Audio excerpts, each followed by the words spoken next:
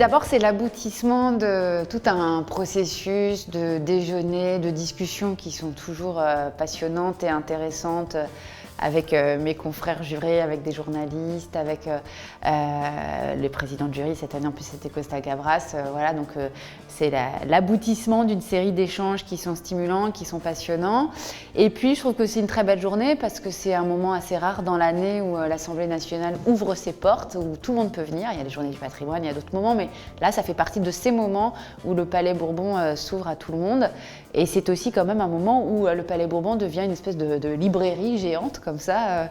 Et je trouve un carrefour, un lieu de rencontre assez inédite et souvent étonnante entre des journalistes, entre des députés, entre juste des citoyens comme vous et moi qui viennent, qui adorent les bouquins, qui vont s'acheter des livres, parce qu'on peut s'acheter des livres pour la journée des livres politiques, qui vont écouter les débats. C'est aussi une journée de débat, souvent c'est très en phase avec l'actualité, les thématiques retenues sont toujours en phase avec le réel. Donc voilà, je trouve que c'est un moment qui est stimulant pour la pensée, et puis je trouve que c'est un moment qui est bien pour le civisme, puisque c'est bien ces moments où les lieux de la République comme ça s'ouvrent à tout le monde. C'est admirable une telle longévité, et puis c'est bon signe, là encore. C'est bon signe que cette littérature politique soit reconnue par un prix, parce que c'est une littérature spécifique. C'est bon signe que ce prix ait réussi à s'installer. Il y a plein de prix littéraires, il y a les anciens, les prestigieux Goncourt, Renaudot, Fémina, etc. Mais il y a aussi plein de nouveaux prix, donc c'est bien que le prix du livre politique réussisse à émerger dans cette nouvelle forêt de prix. Et puis en même temps, ça ne m'étonne pas qu'il y ait cette longévité parce qu'il y a une vraie spécificité et que ce lieu, cette institution qui fait se rencontrer à la fois le livre et la chose publique, en tout cas, ce qui est sûr, c'est que ça méritait un prix, qu'il ait 25 ans, c'est super.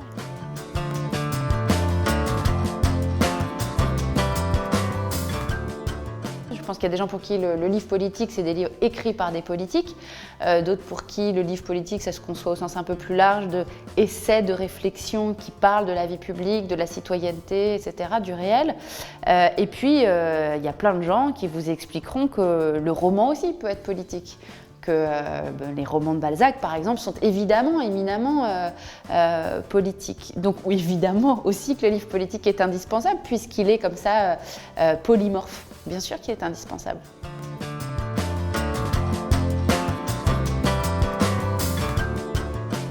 Je suis très fan de ces journalistes qui ont le talent de nous raconter la politique de façon romanesque. Donc je citerai volontiers l'œuvre complète de Raphaël Baquet, par exemple.